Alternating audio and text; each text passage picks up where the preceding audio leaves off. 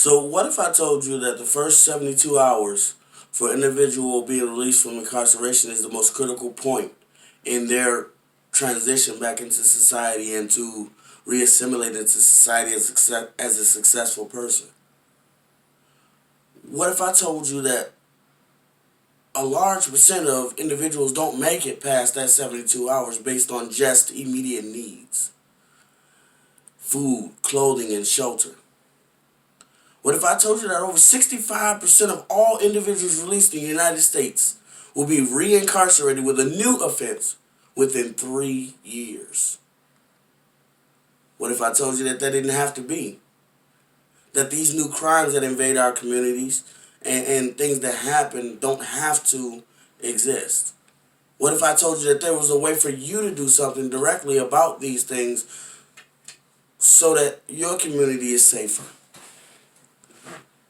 What if I told you it didn't take much?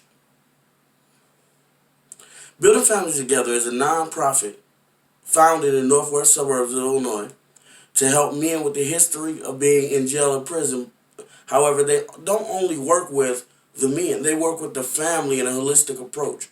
They help the mother with child care. They help the child with therapy. They help the father to reassimilate and regain his position within the family, so to right the family, to right the wrong.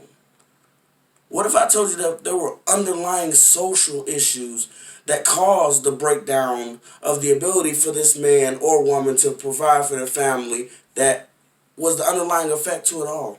What if we could cure those ills? Well, Building Families Together works on that. Throughout their short history, they've helped over 200 individuals receive housing, employment, education, expungements, rides to and from work, critical care, mentoring. The devastation seen without programs like this that make our community safer, tragic. Why won't we do anything to help? Let's do something to help. One of the most important components of their program is the 72-hour immediate care phase. The 72-hour immediate care phase is critical to keeping individuals away from temptations, aggravations, and stress, which could lead to a new crime, which could lead to a new victim, which could lead to you or I being that victim. Through this program, there's 6 basic decisions that have to be made and that are offered. These decisions make it possible for the individual to have a foundation to stand on to move forward.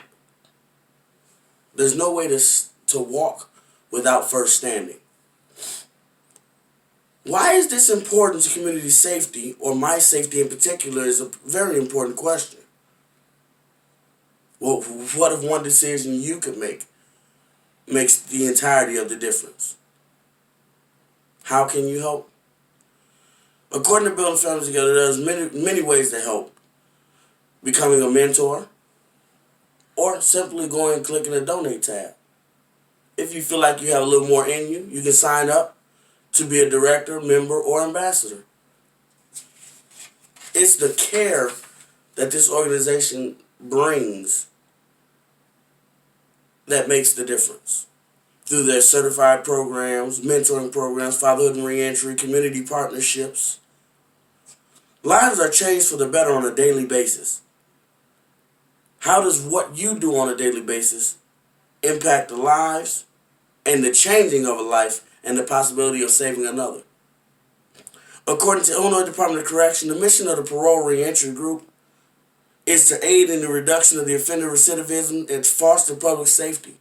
The PRG develops, monitors, and coordinates community resources and provides supportive services necessary to enhance offender successful reentry.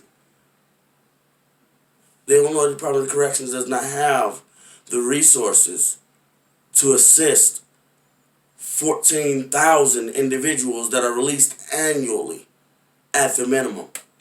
So where do they go?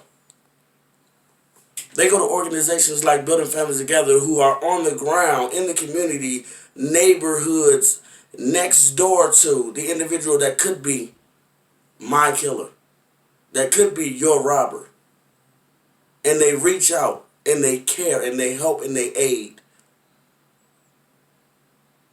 it's critical. Imagine a father who can't provide. What won't he do? Imagine an opportunity or a program existing that can help him provide. What now does he not have to do? While teaching him life skills to enable him to next time make a better decision. So I ask you once again, what would you do even better? What can you do? And how would it feel if I told you that the person your efforts helped has been free from incarceration for the past 5 years and has beat all of the major statistics that stated that he'd be reincarcerated by now? What if you were a mentor, a community mentor, and that person could look over and ask you, what should I do? The direct impact. Thank you for your time.